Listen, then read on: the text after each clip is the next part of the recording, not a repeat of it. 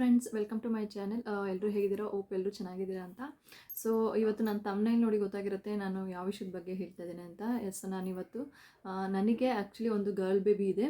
So ನನಗೆ girl baby ಆಗುವಾಗ ನನಗೆ ಯಾವ ಥರ ಎಲ್ಲ ಲಕ್ಷಣಗಳಿತ್ತು, ಮತ್ತು ನನಗೆ ಹೆಣ್ಮಗುನೇ ಆಗುತ್ತೆ ಅಂತ ಹೇಳ್ಬಿಟ್ಟು 200% ನಾನು ನರೇಶ್ಗೆ ಹೇಳಿದ್ದೆ, ನನಗೆ ಈ ಸರಿ ಹೆಣ್ಮಗುನೇ ಆಗೋದು ಅಂತ ಹೇಳ್ಬಿಟ್ಟು.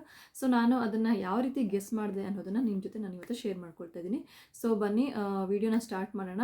ಪೂರ್ತಿಯಾಗಿ ವಿಡಿಯೋನ ನೋಡಿ. ಇನ್ನೂ ಯಾರು ನನ್ನ ಚಾನಲ್ನ ಸಬ್ಸ್ಕ್ರೈಬ್ ಮಾಡದೆ ನೋಡ್ತಾ ಇದ್ದೀರಾ, ಸಬ್ಸ್ಕ್ರೈಬ್ ಮಾಡ್ಕೊಳ್ಳಿ. ನಿಮಗೆ ವಿಡಿಯೋ ಏನಾದರೂ ಲೈಕ್ ಆದರೆ ದಯವಿಟ್ಟು ಲೈಕ್ ಮಾಡಿ.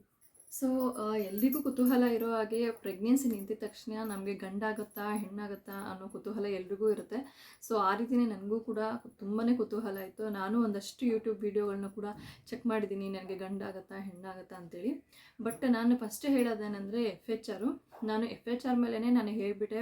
ಫಸ್ಟ್ ನಂದು ಅರ್ಲಿ ಪ್ರೆಗ್ನೆನ್ಸಿ ಸ್ಕ್ಯಾನ್ ಆದಾಗೇ ಹೇಳಿಬಿಟ್ಟೆ ನರೇಶ್ಗೆ ನಮಗೆ ಈ ಸರಿ ಹೆಣ್ಮಗುನೇ ಆಗುತ್ತೆ ಅಂತೇಳಿ. ನಾನು ಫಸ್ಟ್ ಅರ್ಲಿ ಪ್ರೆಗ್ನೆನ್ಸಿ ಸ್ಕ್ಯಾನ್ ಮಾಡ್ಸೋಕೆ ಹೋದಾಗ ಕ್ರಿಷಾಗೆ FHR ಬಂದುಬಿಟ್ಟು 180 ಇತ್ತು.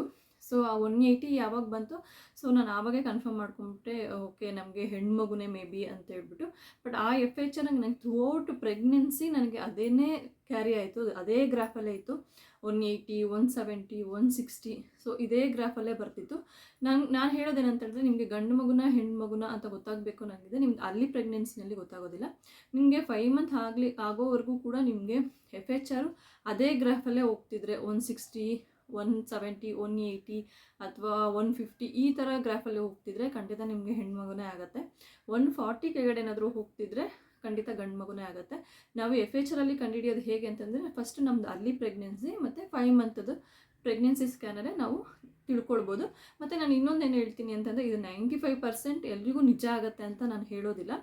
ಆಲ್ಮೋಸ್ಟ್ ನಾನು ಹೇಳಿದವ್ರಿಗೆಲ್ಲೂ ನಿಜನೇ ಆಗಿದೆ, ನನ್ನ ಕೇಸಲ್ಲೂ ಕೂಡ ನಿಜ ಆಗಿದೆ. ಸೊ ಹಂಗಾಗಿ ನಾನು ಇದನ್ನು ಶೇರ್ ಮಾಡ್ಕೊಳ್ತಾ ಇದ್ದೀನಿ. ಎರಡನೇದಾಗಿ ಬಂದು ವಾಮಿಟಿಂಗು. ನನಗೆ ವಾಮಿಟಿಂಗ್ ಅಷ್ಟು ಜಾಸ್ತಿ ಏನಿರಲಿಲ್ಲ, ಬಟ್ ಆದರೆ ಮಾರ್ನಿಂಗ್ ಎದ್ದ ತಕ್ಷಣ ನನಗೆ ಒಂಥರ ಯೆಲ್ಲೋ ಕಲರಾಗಿ ಒಂಥರ ಪಿತ್ತದ ವಾಂತಿ ಆಗುತ್ತಲ್ಲ, ಸೊ ಆ ಥರ ವಾಮಿಟಿಂಗ್ ಇತ್ತು. ನಂದು ಸೆಕೆಂಡ್ ಪ್ರೆಗ್ನೆನ್ಸಿಲೂ ಸಹ ನನಗೆ ಅದೇ ಥರನೇ ವಾಮಿಟಿಂಗ್ ಇತ್ತು. ಸೊ ನಂಗೆ ಆವಾಗೂ ಕೂಡ ಗರ್ಲೆ ಇತ್ತು. ಮಾರ್ನಿಂಗ್ ಮಾತ್ರ ಆ ಥರ ನನಗೆ ವಾಮಿಟ್ ಇತ್ತು. ಇನ್ನು ಮೂರನೇದಾಗಿ ಬಂದು ಕ್ರೇವಿಂಗ್ಸ್.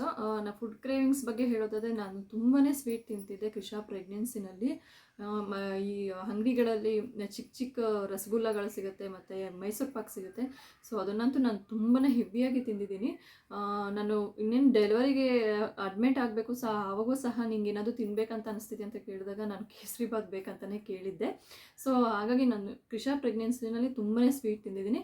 ಸೊ ಅದನ್ನು ನೋಡಿದವರು ನನಗೆ, ನಮ್ಮಮ್ಮ ಅವರೆಲ್ಲ ಹೇಳ್ತಿದ್ರು, ನಿನಗೆ ಹೆಣ್ಮಗುನೇ ಆಗುತ್ತೆ, ಇಷ್ಟೊಂದು ಸ್ವೀಟ್ ತಿಂತೀರ, ನಿನಗೆ ಪಕ್ಕ ಹೆಣ್ಮಗುನೇ ಆಗುತ್ತೆ ಅಂತ ಗೆಸ್ ಮಾಡಿದರು. ಇನ್ನು ಮೂರನೇದಾಗಿ ಸ್ಕಿನ್ ಕಲರು. ನನಗೆ ಸ್ಕಿನ್ ಕಲರ್ ಹೇಳೋದಾದರೆ, ನಾನು ತುಂಬಾ ಬ್ಲ್ಯಾಕ್ ಆಗಿದ್ದೆ. ನನಗೆ ಈ ಕತ್ತು ಸುತ್ತಲೂ ಫುಲ್ಲು ಬ್ಲ್ಯಾಕ್ ಆಗೋಗಿತ್ತು.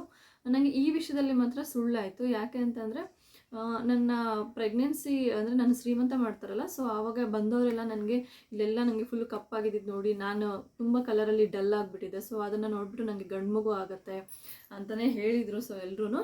ಸೊ ನನಗೆ ಆ ವಿಷಯದಲ್ಲಿ ಸುಳ್ಳಾಯಿತು. ಸೊ ನನಗೆ ಕ್ರಿಷಾ ಪ್ರೆಗ್ನೆನ್ಸಿನಲ್ಲಿ ನಾನು ಪೂರ್ತಿ ಫುಲ್ಲು ಡಲ್ ಆಗಿದ್ದೆ. ನನಗೆ ಇಲ್ಲಿ ಕತ್ತತ್ರ ಎಲ್ಲ ಫುಲ್ಲು ಬ್ಲ್ಯಾಕ್ ಆಗೋಗಿತ್ತು. ನಾಲ್ಕನೇದಾಗಿ ಟಮ್ಮಿ ಪೊಸಿಷನ್ನು. ಹೊಟ್ಟೆ ತುಂಬ ಚೂಪಾಗಿ ಮುಂದೆ ಬಂದರೆ ಗಂಡು ಮಗು, ಹೊಟ್ಟೆ ಸುತ್ತಲೂ ಹರಡ್ಕೊಂಡಿದ್ರೆ ಹೆಣ್ಮಗು ಅಂತ ಹೇಳ್ತಾರೆ. ನನಗೆ ಪೂರ್ತಿ ಹೊಟ್ಟೆ ಫುಲ್ಲು ಹರಡ್ಕೊಂಡಂಗೆ ಇತ್ತು. ಸೊ ಅದರಲ್ಲೂ ಕೂಡ ನಾನು ಹೆಣ್ಮಗು ಅಂತ ಹೇಳಿ ಗೆಸ್ ಮಾಡ್ಕೊಂಡಿದ್ದೆ. ಇನ್ನು ನೆಕ್ಸ್ಟ್ ಬಂದರೆ ಮೂಮೆಂಟ್ಸು. ರೈಟ್ ಸೈಡ್ ಮೂಮೆಂಟ್ ಜಾಸ್ತಿ ಮಾಡ್ತಿದ್ರೆ ಗಂಡು ಮಗು ಅಂತ ಹೇಳ್ತಾರೆ. ಬಟ್ ನನಗೆ ಕ್ರಿಷಾ ರೈಟ್ ಸೈಡೇ ತುಂಬ ಜಾಸ್ತಿ ಮೂಮೆಂಟ್ಸ್ ಇತ್ತು. ನಾನು ಮಲಗೋದು ಅಷ್ಟೇ ತುಂಬ ರೈಟ್ ಸೈಡ್ಗೆ ತಿರುಗಿ ಮಲಗ್ತಾ ಇದ್ದೆ. ನನಗೆ ಮೂಮೆಂಟ್ಸ್ ಹೆಚ್ಚಾಗಿ ಇದ್ದಿದ್ದು ರೈಟ್ ಸೈಡೇ. ಮತ್ತು ಐದನೇದಾಗಿ ಬಂದು ಒಕ್ಕಳು. ಕೆಲವರಿಗೆ ಈ ಒಕ್ಕಳೇನಿರುತ್ತೆ ಅದು ಮುಂದೆ ಬಂದಿರುತ್ತೆ. ಸೊ ಆ ಥರ ಮುಂದೆ ಬಂದರೆ 95% ಗಂಡು ಮಗು ಅಂತಲೇ ಹೇಳ್ತಾರೆ.